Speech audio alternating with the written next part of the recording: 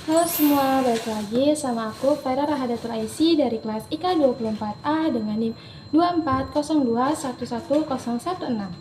Di video kali ini aku akan membahas mengenai komunikasi interpersonal. Nah, sebelum lebih lanjut, kalian harus paham dulu nih, apa sih komunikasi? Komunikasi adalah interaksi antara komunikator dengan komunikan dalam menyampaikan pesan.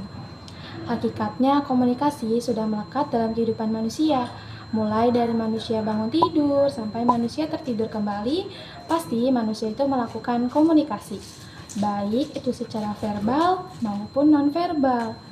Nah, menyandang predikat sebagai makhluk sosial, tentunya manusia tidak dapat hidup sendiri, yang berarti manusia itu membutuhkan manusia lain di dalam hidupnya. Lalu, gimana sih kehidupan manusia kalau tidak adanya komunikasi? Ya, tentunya kehidupan manusia itu akan penuh dengan rasa kesepian dan juga salah paham. Selanjutnya, kita akan membahas mengenai komunikasi interpersonal. Komunikasi interpersonal adalah pertukaran informasi antara komunikator dengan komunikan dalam menyampaikan pesan. Nah, biasanya itu hanya melibatkan 2-3 orang serta komunikasi terjadi secara tatap muka. Bentuk khususnya itu adalah dialogis, di mana feedback itu dapat langsung diketahui.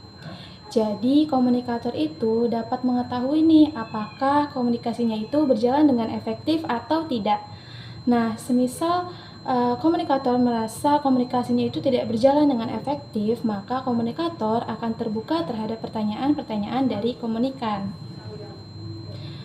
Di komunikasi interpersonal juga biasanya menggunakan bahasa yang informal, karena biasanya itu topiknya hanya sekedar menanyai kegiatan sehari-hari. Nah, selanjutnya kita akan membahas mengenai ciri-ciri dari komunikasi interpersonal. Yang pertama, ada terjadi secara spontan, di mana individu mendapat dorongan emosional tanpa sensor, jadi terjadinya secara tiba-tiba. Misalnya, itu ada secara verbal maupun nonverbal. Contoh dari verbal itu ketika kalian mau menyapa seseorang, pasti kalian tuh akan kayak hai, halo, kalian akan menggunakan bahasa seperti itu. Contoh lainnya dari nonverbalnya itu ada ketika mungkin kalian kalau semisal lupa akan sesuatu, pasti kalian tuh menunjukkan gerakan tubuh tangannya ke kening kalian, jadi kayak seolah-olah seperti itu. Terus mungkin contoh lainnya itu ada semisal kalian melihat sesuatu yang bikin kalian kaget, itu pasti kalian langsung menutup mulut kalian gitu, kayak hah, kayak gitu teman-teman.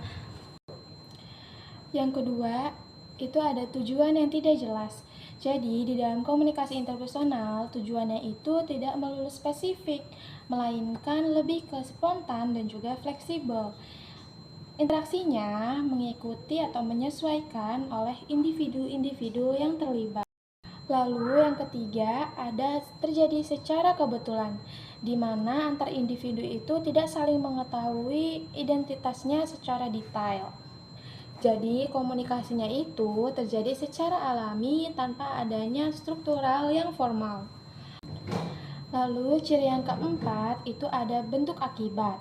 Nah, di sini itu tuh adanya efek yang ditimbulkan gitu, baik yang disengaja maupun yang tidak disengaja. Di dalam bentuk akibat juga akan adanya perubahan pendapat, perubahan sikap, dan juga perubahan pemikiran. Lalu yang kelima ada berbalas-balasan, di mana masing-masing individu itu diberikan kesempatan untuk menyampaikan pendapat. Jadi di dalam hal ini itu mendukung sekali dengan adanya keterbukaan dan juga rasa empati dari masing-masing individu. Nah, yang keenam ada masalah jumlah orang, di mana di komunikasi interpersonal ini hanya melibatkan 2-3 orang saja, agar komunikasinya itu berjalan lebih harmonis, lebih akrab, dan juga lebih intim. Lalu yang ketujuh, itu ada hasil. Jadi setelah kalian melakukan rangkaian-rangkaian komunikasi interpersonal, pasti akan ada hasil dari hal itu, atau yang biasa disebut dengan hasil nyata. Misalnya, kalian yang awalnya tidak saling mengenal dengan orang asing, tapi karena kalian mau melakukan komunikasi interpersonal, akhirnya ya kalian bisa menjadi berteman gitu teman-teman.